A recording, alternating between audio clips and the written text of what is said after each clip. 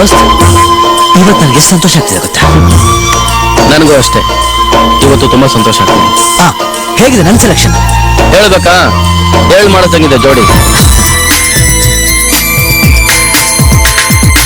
ಆಸೆ ಬೆಳೆಸಿದವಳು ನನಗೆ ಪಹಲ್ಗಳ ಪಾದೆಯು ಇಲ್ಲೇ ಎಲ್ಲೂ ಕಾಣಲು ಮನವು ಕಲೆಯವಿಲ್ಲೆ ಕಣ್ಗಳು ಭಯಕ್ಕೆ ಬರೆದಳಿವಳು